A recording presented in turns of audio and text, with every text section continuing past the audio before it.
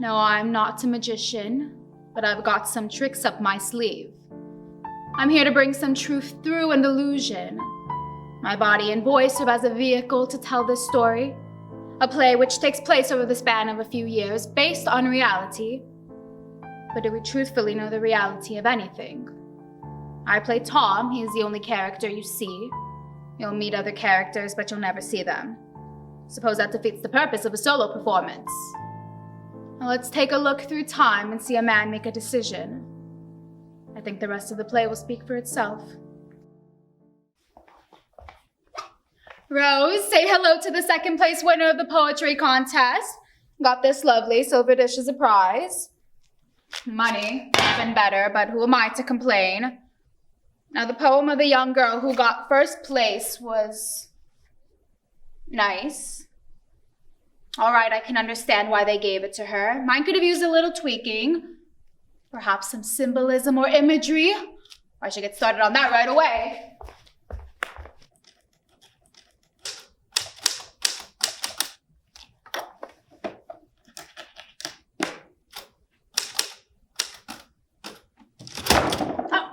Rose, I almost forgot. I invited some classmates over for a get-together. Felt like the perfect opportunity with Mother being away for the evening. Thought a little celebration would be nice, and how exciting to be able to go over our writing in a non-classroom setting. Just some honest, peer-to-peer critique, no professor judgment in sight. I talk about you to my classmates all the time, Rose. You must come down and meet them and perhaps find someone interested in getting to know you a little more. I showed Jim Connor a photo of you. He really took a liking to it. I'll bet Mother would like that. It really is going to be a good night, Rose. I can promise you that. Are you sure you wouldn't want to come down for just a little while? All right. It is your decision. After all, you know what's best for yourself. I just wish you would live a little more. There's just so much you are capable of. I worry about you, especially when I'm off at school. You just don't have anything going for yourself here. You don't want to live at home with Mother for the rest of your life, do you? You deserve more than that. You deserve to go out on your own and find a nice man, have some fun. But you're not going to be young and beautiful forever, Rose. I don't mean to offend you. I just love you so much. I want you to be happy, and I won't always be around to help you find it. I should start getting everything ready for tonight. Do we think coming down for some time? It'll be good for you. I love you, Rose.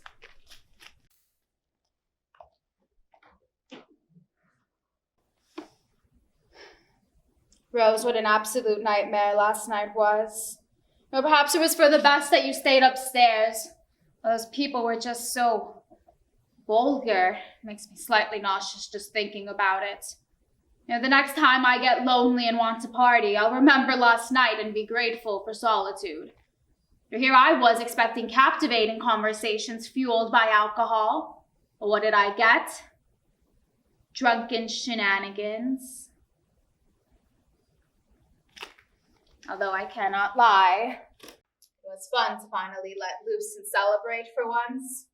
I know I usually refuse a drink, but honestly, Rose, it was not that bad. I really think it's something that I can handle and like him. Well, damn you, Rose, for ever saying that. You should know more than anyone else that I will never be him. And really, for what reason did you have to go tell Mother? Well, you knew it was going to make her hysterical. Anything that reminds her of Father, she's completely against. Or am I not allowed to indulge myself just once? To escape from reality for just a moment? To take away the pain and loneliness, even if it's just temporary? I wanted to be free. To feel freedom all around me, no limits, no tightness or strain, just freedom. Well, don't I deserve that? Honestly, Rose, you are not one to talk. Not when you go around believing little fantasies that'll never be real. Why do you think it's impossible for you to find a gentleman to call your own? Your pretty face, sure, but what else do you have going for you, Rose? Oh, you're such a shrew and a nag. I hate the sight of your ugly old face right now.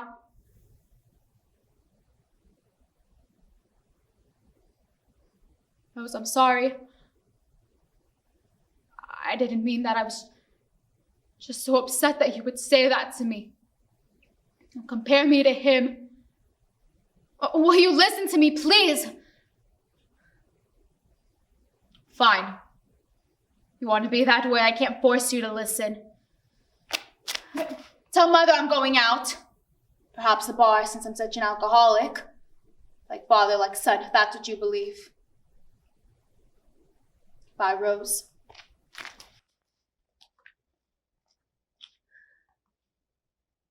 God, please save me from these thoughts that I cannot get out of my head. I wish I can stop thinking about last night. An amorous advance that was obviously very wrong. So why does it make me feel so right? This feeling, it makes me sick. I've been trying to forget about it since it happened, but that just seems impossible. In truth, I wish I could say this is the first time I felt this way.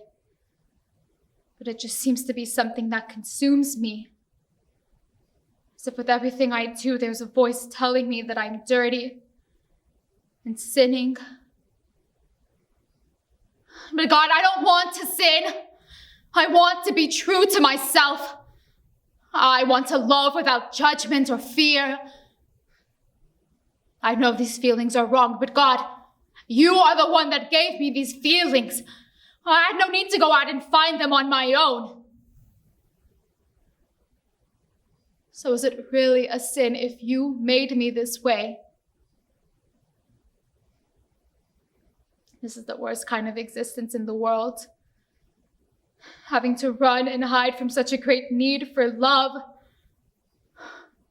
I'm tired of running. I'm tired of hiding from myself, hiding from Rose. Hiding from everyone I love. It is eating me alive. It is really killing me. What is the worst thing that could happen if I'm truly honest with myself? Would I go mad just like Rose? 2 years since she was sent away after that dreadful argument we had. I do presume that is what sent her over the edge. I was too harsh on her. She couldn't take those words, not in the state she was in. And sometimes I believe it is I who should be in a sanatorium as opposed to her. Why, I am just as mad as she is. Why do I get to go out and be successful? Live a real life while she's trapped in a prison. It's impossible to get her out of my mind, especially when I know how hard she's struggling all by herself. They say she's getting the treatment she needs, but how can they expect her to get any better when she is away from friends and family, from everyone she loves? What can I do? I just cannot stand the sight of that place, and especially not her in it. Just being in there sparks something in myself I'm afraid I won't be able to turn off. Perhaps they'll take one look at me and decide that's where I belong. God knows if all these wrong thoughts I'm having, they'll catch me right away. I want to be there for her. I just can't right now. And that's killing me too.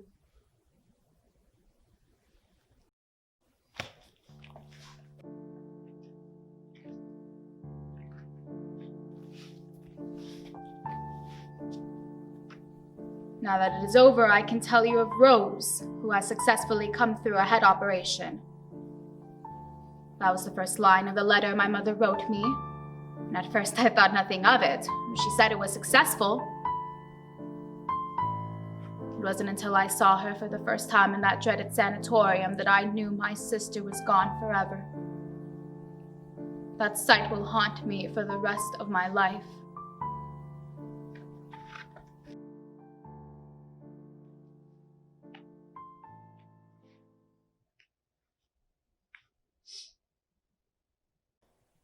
It really is such a pity to see you in this state. To some extent, I feel I have to take part of the blame. Because I was no longer there for you like I said I always would be. And I am so sorry for that, Rose. I was afraid, seeing you in that state, the same would soon be my reality. I feel so wrong to say that to you, that I ran away. Maybe if I was around, they would have told me. I never really will forgive Mother Adakin for doing this to you, especially without telling me first. I promise, Rose. If I had known, I would have stopped them or tried something. I would have saved you. God knows I'll never forgive myself for some of the things I've said to you. There is nothing you or I can do about the past. But from this moment on, I'll make right of any wrong I have ever done to you. There is no one I could ever love more than you. And I'll make sure you remember that for the rest of your life, because I'll dedicate the rest of my life to you. It's the least I can do.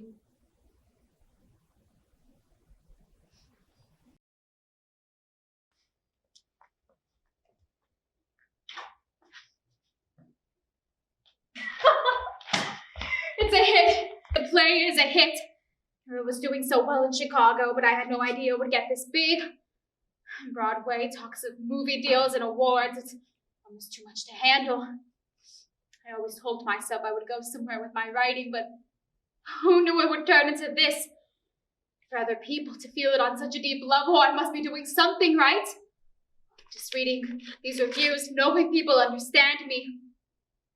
The most thrilling production of the most beautiful play. The Glass Menagerie, with its special power, can become an American classic. An American classic, really? Who could have predicted this? Especially with the rocky start we had, but now, sold out every night. Father of all people even came to watch. They had to put a seat in the aisle for him. Every other one was full.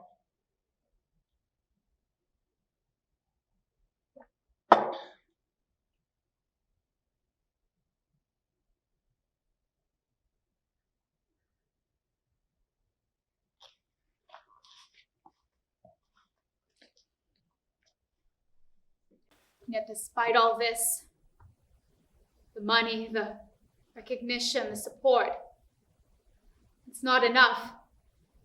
None of it matters to me. I'd give it all up in a heartbeat if it meant getting back my sister. Really, like I care that Father came. What I want more than anything is for dear Rose to see this show that is so inspired by her. What I would give to go back to the house and see her pretty smiling face and just talk like we used to. Knowing things will never be the same between us, it is just so hard to bear.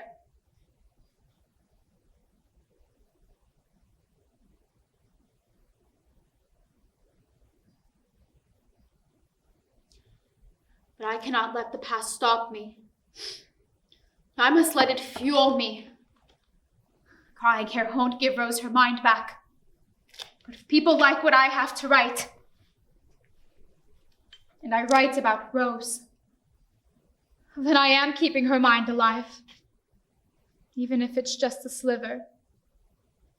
She is always with me.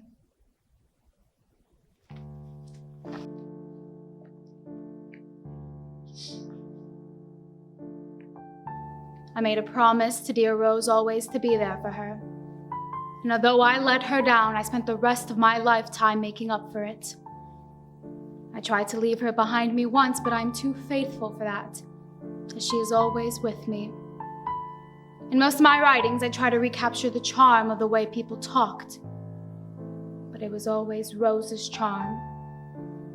I carry on, continue writing, but one thing replays in my mind. Keep those you love close to you always.